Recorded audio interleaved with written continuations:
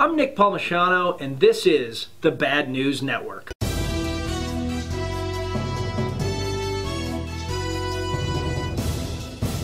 I'd like to start this episode off by apologizing for inciting concern last week talking about the Boston Dynamics backflipping robot. Despite the fact that many scientists and lions of industry ranging from Stephen Hawking to Bill Gates to Jack Mandeville have raised concerns that the rise of artificial intelligence will ultimately be the downfall of mankind, that doesn't make it so. And for that, I'd like to apologize. So to start the news off, Amazon's Alexa secretly started filming a conversation between its owners and then texted that conversation to a random person in the contact list. When asked about this creepy as f*** transaction, Amazon replied, "This is highly irregular."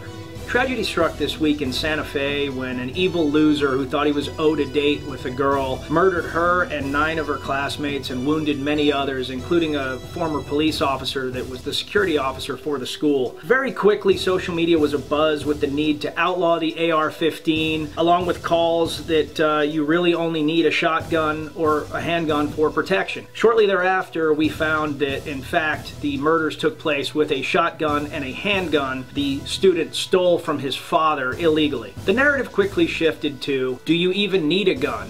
Is there ever a situation where a good guy with a gun actually saves the day? And it's a valid question. Moving on to the news in Oklahoma. A shooter entered Louie's Bar and Grill and shot 2 female patrons before a good guy with a gun shot him and ended the incident.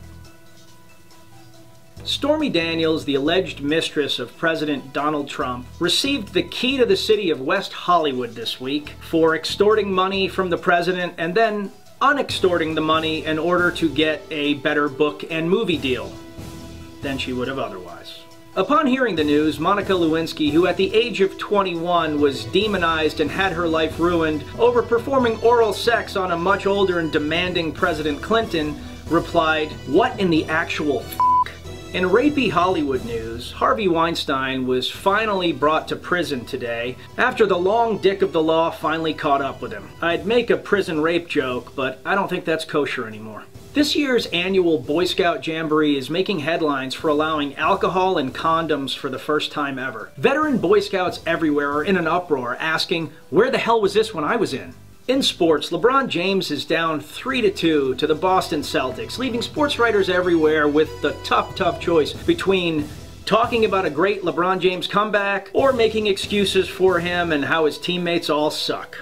In North Korea news, North Korea threatened to pull out of the historic summit, calling Vice President Mike Pence ignorant and stupid. In response, President Trump said, "You want to make fun of my boy? Then we ain't summiting sh**.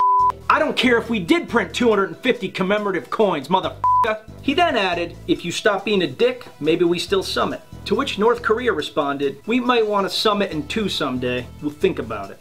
In international news, it was confirmed this week that the Malaysian airliner that was shot down over the Ukraine was in fact destroyed by the Russian military. In response to this allegation, Russia replied, "No sh**." And finally, Deadpool 2 came out this weekend, and it was really fucking funny. And that's this week's news. I'm Nick Palmisano with the Bad News Network, delivering news that's at least as bad as the news you're already getting.